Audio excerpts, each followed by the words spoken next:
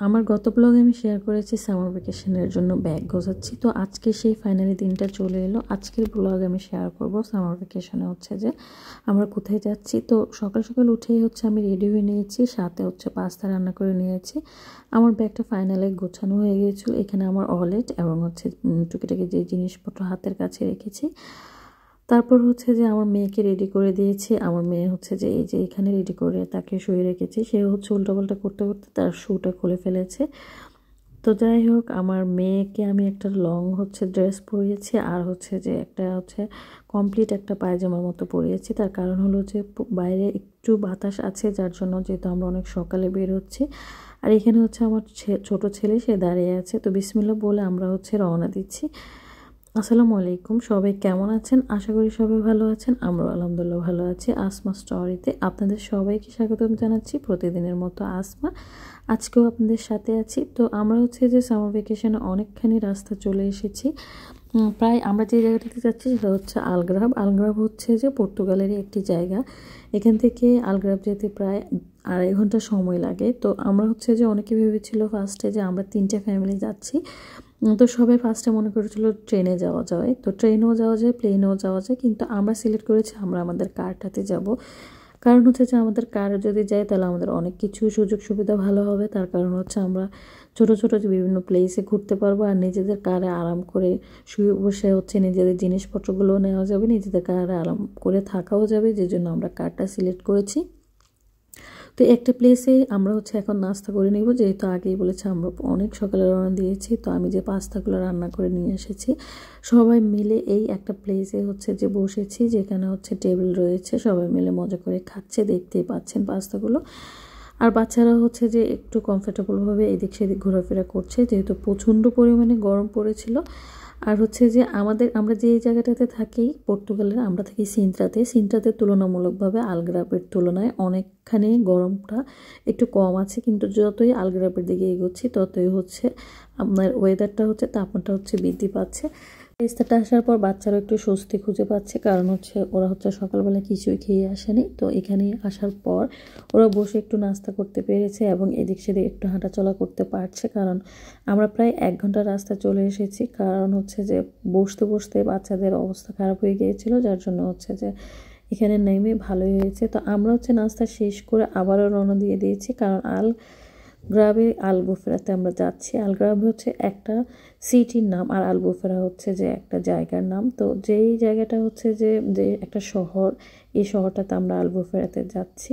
তো যাই হোক, আলবুফেরা হচ্ছে যে আপনাদেরকে আজকে একটি গল্প বলবো। গল্পটা হলো যে আমি যখন ফার্স্ট পর্তুগালে আসি 2018 সালে, প্রায় 5-6 বছর আগে, তখন হচ্ছে যে আমি ইন্ডিয়া থেকে হচ্ছে প্লেনে উঠেছিলাম। কারণ হচ্ছে আমার যখন ভিসা হয়ে যায়, বা পর্তুগালের এম্বাসি যেহেতু ইন্ডিয়াতে, বাংলাদেশের কোনো এম্বাসি নেই, তো আমি এম্বাসি ফেস করার আনফর্চুনেটলি এম্বাসি ফেস করার 5 দিন পরে আমাকে ভিসা দেওয়া হয়ে গিয়েছে। তো আমি বাংলাদেশে গিয়ে সামান্য পরিমাণ যে শপিং করব, ইন্ডিয়া থেকে শপিং করেছি। তারপরও হচ্ছে বাংলাদেশে গিয়ে অনেক কিছু ব্যাপার স্যাপার থাকে, টুকিটাকি জিনিসপত্র নেওয়ার, সেটাও পারিনি। তারপর হচ্ছে আমাকে 5 দিনের মধ্যে আবার রিটার্ন করতে হয়েছে।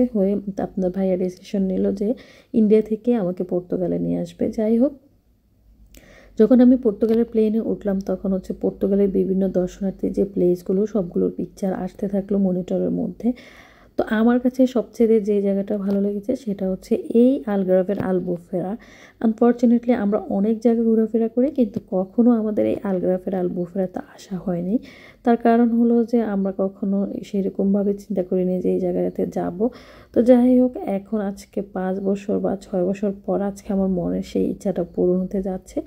আলবুফেরার একটি প্লেস, যে প্লেসটাতে আমার খুবই ভালো লাগে। তো আমরা ট্রাই করবো এই প্লেসটাতে ঘোরার জন্য, আর অবশ্যই আপনারা আমার ভিডিওতে দেখবেন যদি আমাদের যাওয়া হয়।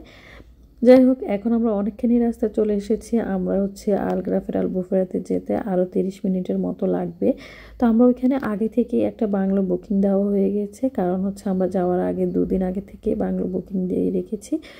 যেহেতু হচ্ছে বাচ্চারা আছে, আমরা যাব, হোটেল খুঁজবো, কোথায় কি বুকিং দিব, এই জন্যই আমরা আগে থেকে বুকিং করে রেখেছি। আমরা যে কয়দিন থাকবো ওখানেই থাকবো।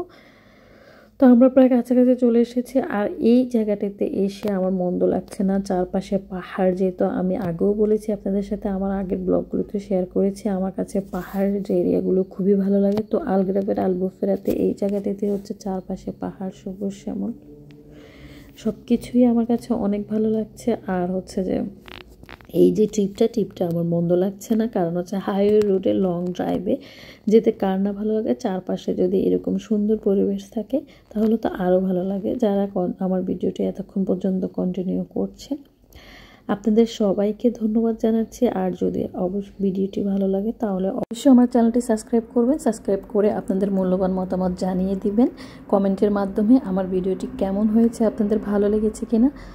আর এই কথাটি আমি আপনাদেরকে সবসময় বলে থাকি, কারণ আপনাদের মূল্যবান মতামতগুলো আমাকে অনেক উৎসাহ দেয় পরবর্তী ভিডিও করার জন্য। তো আমরা প্রায় আলগ্রাবের কাছাকাছি আলবুফেরাতে চলে এসেছি। এখন হচ্ছে যে আমরা আলবুফেরাতেই আছি। এখানে প্রচণ্ড পরিমাণ গরম পড়ছে।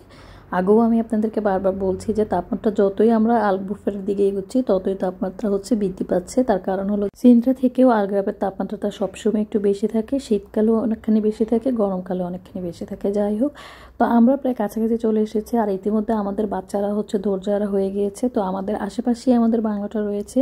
শুরুতেই দেখতে পাচ্ছেন কতগুলো বাংলো এখানে আশেপাশে রয়েছে। এখানে যারা থাকে সবাই হচ্ছে এখানে বাংলো বুকিং দিয়ে যারা এখানে বেড়াতে আসে। মোটামুটি এটা যেহেতু একটা ট্যুরিস্ট প্লেস, যার জন্য এখানে অনেকেই আসে। তো আমরা চলে এসেছি আমাদের সেই বাংলোটাতে খুঁজতে খুঁজতে। এটা হচ্ছে লিভিং রুম, যে লিভিং রুমে হচ্ছে আবদুল্লাহ ঘুরে ফিরে দেখছে যে তার পছন্দ মতো কী আছে, কী নষ্ট করা যায়। আর এখানে হচ্ছে ডাইনিং রুম। আর আবদুল্লাহ সবসময় সব কিছু দেখছে ধরে ধরে যে আসলে কি আছে। আমার পরবর্তী ভিডিওতে আমি আপনাদের সাথে শেয়ার করব যে আমরা যে বাংলোটাতে উঠেছি সেই বাংলোটা কেমন। তো অবশ্যই আমার ভিডিওগুলোতে চোখ রাখবেন, রীতিমতো আমার ব্লগগুলো দেখবেন। সবাই ভালো থাকবেন, সুস্থ থাকবেন, সবার পরিবার পরিজনকে নিয়ে। আর আমাদের জন্য অবশ্যই দোয়া করবেন। আর আজকে এই পর্যন্তই, দেখা হবে পরবর্তী ভিডিওতে। Thanks for watching. আল্লাহ হাফেজ।